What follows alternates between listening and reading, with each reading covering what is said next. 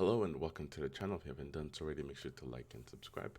So we have some news on the Ioniq 6. We have a price point, and it is a very aggressive pricing for what the range is going to be.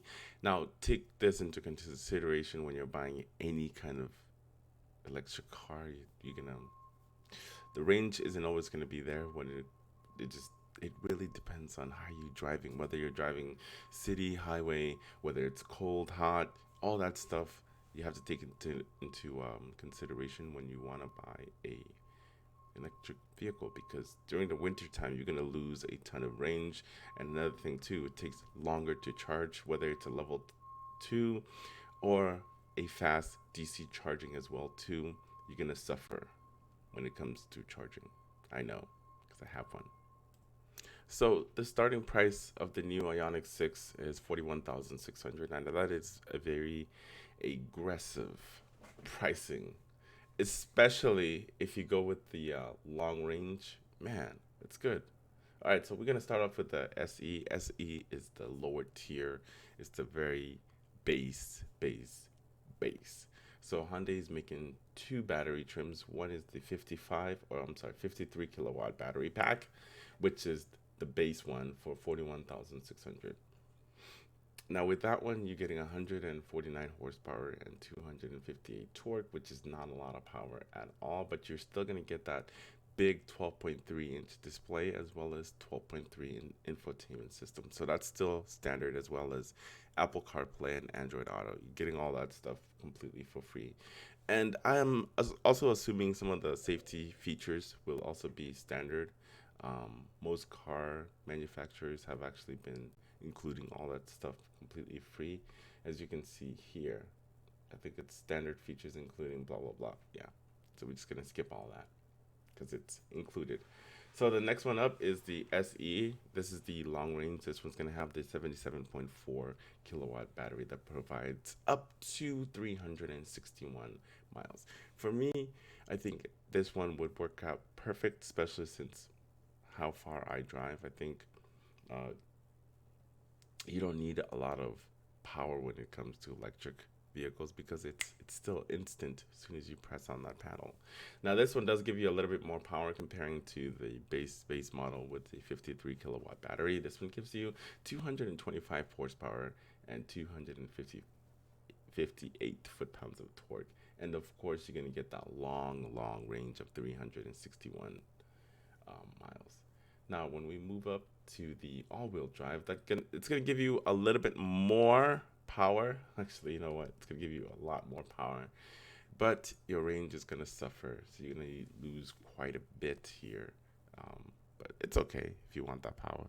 You're going to be losing about 45 miles when you go from the, long range to the, all-wheel drive long range. But it's still going to give you that oomph.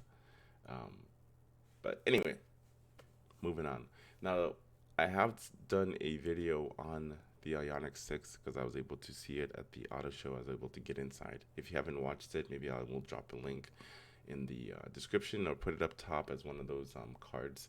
So you can go ahead and click that if you want to see that short. All right. So now we're moving on into the middle. This is the middle of the trim. It's got a little bit more features, but the cream of the crop obviously is the limited. That gives you pretty much everything, all the features included. But the SLE is a nice medium also. So the SLE, SEL, I don't know why I keep saying SLE.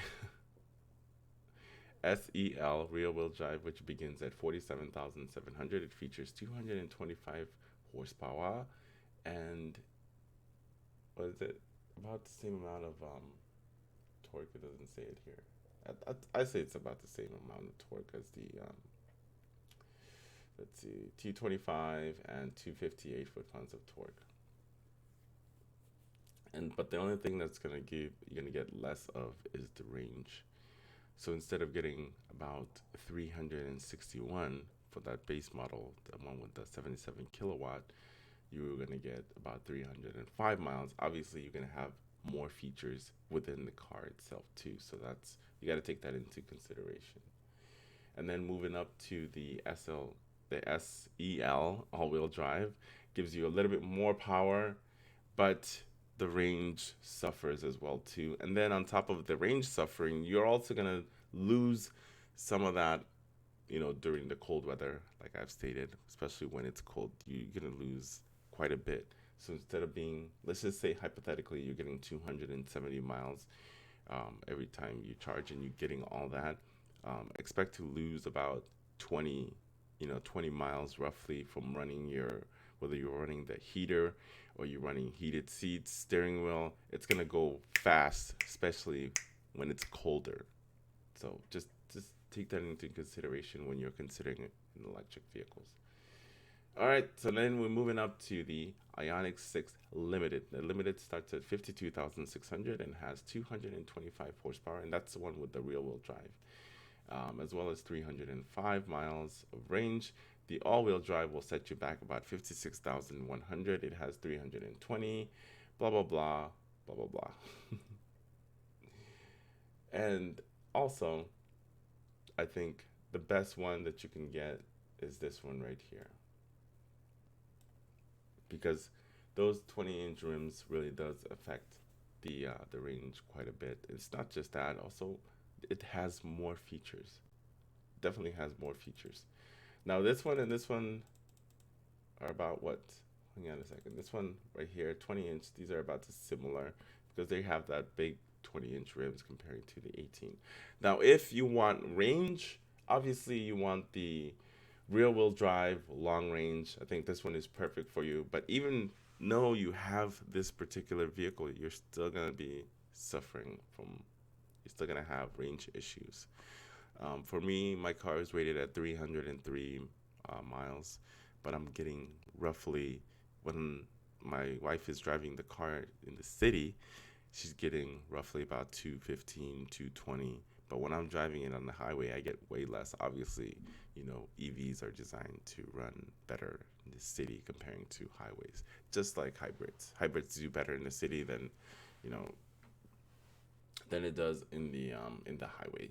But anyway, so these are the prices of the Ioniq 6, which I think that the prices are fair comparing to all the competitive EV prices that are out there. There are some just absolutely insane, but I think Hyundai has definitely put themselves in a very good place when it comes to the EV market comparing to their competitors.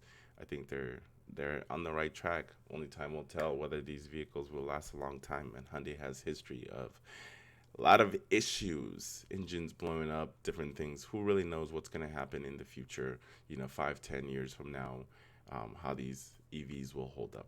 As always, make sure to like and subscribe if you haven't done so already, and I will see you in the next one.